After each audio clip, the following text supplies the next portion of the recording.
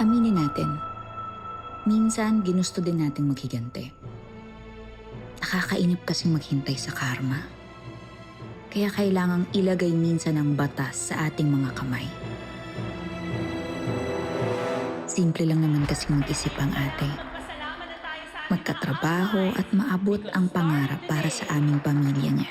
Matutupad na ang pangarap mo, ate. Natin, Yuri. Mga pangarap natin, ha? Gaganda na yung buhay natin mula ngayon.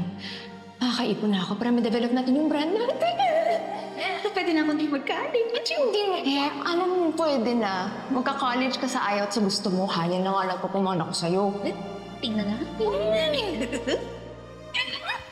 Hindi siya nag-iisip tungkol sa mga ganti-ganti na yan.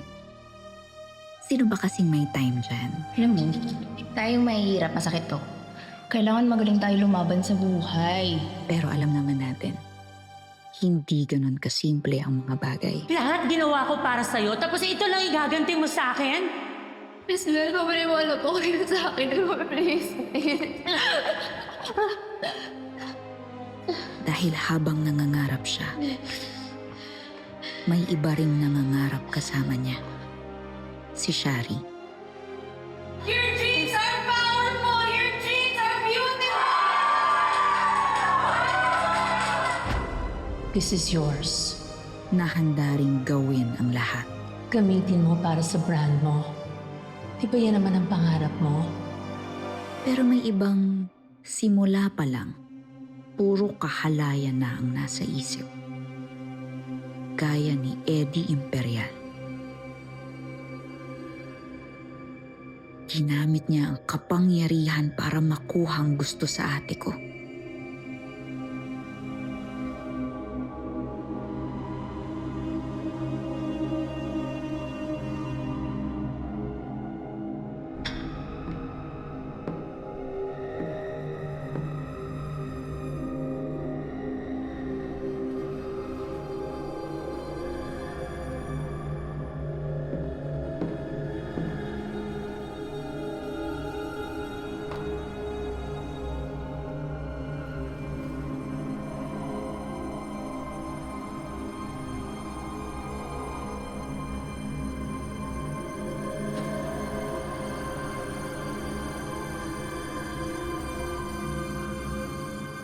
At si Shari, sa halip na tulungan ng ate bilang kaibigan, hinayaan niyang mapangunahan siya ng inggit at ambisyon. Hindi pwede pa tumigil ka. Tigilan mo ko. Shari, maniwala ka naman sa akin. Sige. Sige. Pero hindi ba, Helena? Tuwang-tuwa ka kay Sir. Shari, narinig mo ba yung sinasabi mo?